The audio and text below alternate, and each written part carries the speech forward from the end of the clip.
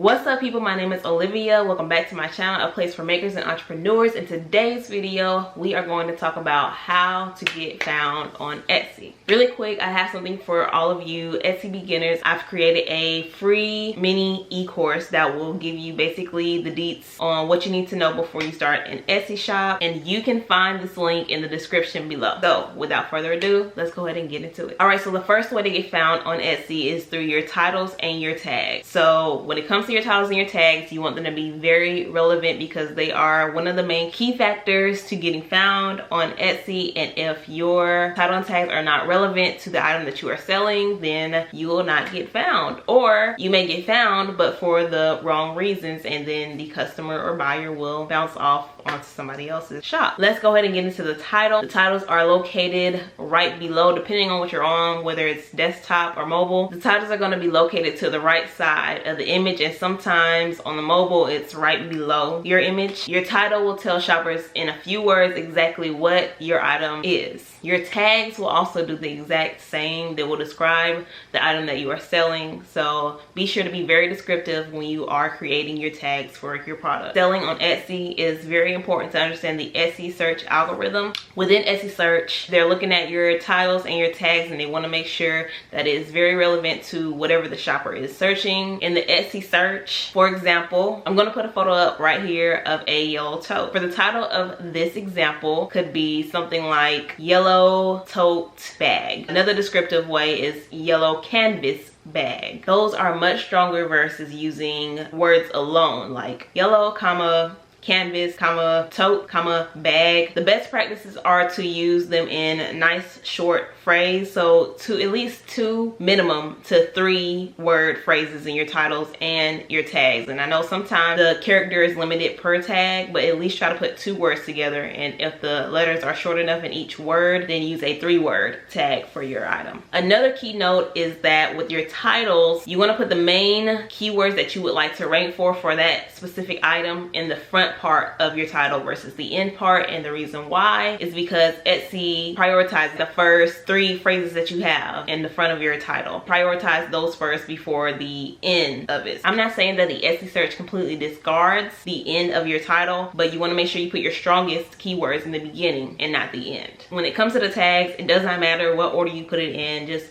make sure you're using nice descriptive words. It makes your listing even stronger and increases the chances of getting found if you place the same words that you placed in your title into your tag. Okay, but also try to mix it up in your tags and use even more descriptive words that you feel that your target audience is using. Okay, so we're going to use a sweatshirt, for example. Some people reference to it as a sweatshirt, sweater, jumper, pullover, crew neck, long sleeve. Try to diversify your tags as much as you can, so that way it expands your chances of getting found in the Etsy search algorithm. Another way to get found on Etsy is through your item attributes, and you can find these when you are listing. So the item attributes will fall under the listing details. There's a myth that attributes hurt your item from getting found in the Etsy search. When that is incorrect, it actually expands the places that your item gets found in Etsy. Only use relevant attributes.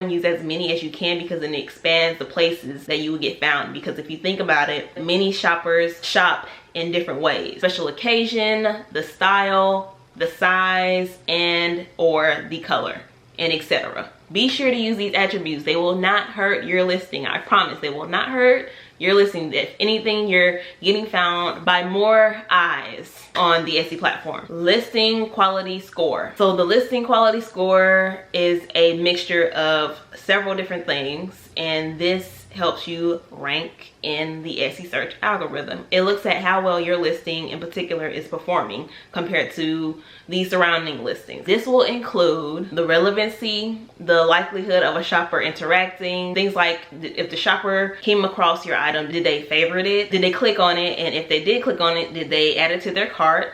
And then if they added it to their cart, they purchased, so does it have a good conversion rate? Titles, tags, clicks, and favorites. And all of these equal the listing quality score for your item. Customer and market experience. Another thing Etsy prioritizes is the customer's experience when they visit your shop. Basically, they're looking at your shop's track record. Do you have any active cases against your shop? And what is your turnaround time of replying to your customers?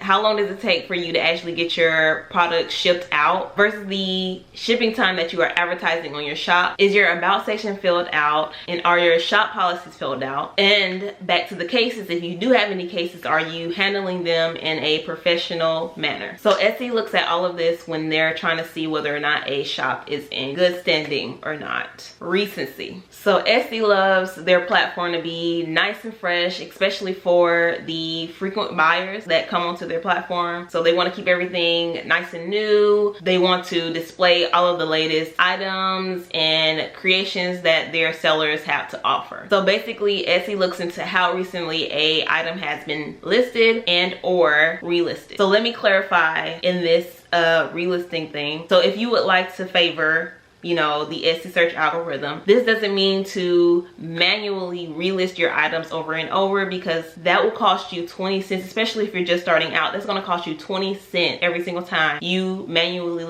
relist your item onto your shop. If you like to get a better return, it's better to let it be an organic relist. So basically, when a buyer purchases your item, then your listing will automatically relist, and this is a better return because Etsy favors that listing because they know that customers actually truly authentically like this item. So let's move this item up the Etsy search result. So I advise not to manually relist your items. Just let them happen organically. And in the meantime, while you're waiting for those to happen organically, one thing that you can do is list brand new items into your shop. Okay, so this doesn't have to be a daily thing. It's up to you. It varies for everybody. If you like, you can do monthly, every other week, every other day, and then every day if you want to go gung-ho. So that is up to you. The main goal is to just stay active on the platform and let Etsy know, hey, I'm putting out new items for you to show to your customers on this platform. I have fresh items, here you go. Another great way, but it's not required, you can offer free shipping to US shoppers. This only applies to US shoppers. Another way to get Etsy's search algorithm to favor your shop and your items is through offering either free shipping or offering free shipping on $35 or more purchases. Okay, I do the free shipping on $35 or more. So you do whatever you feel is fit for you. And if you are going to offer free shipping or free shipping of $35 or more, make sure you put the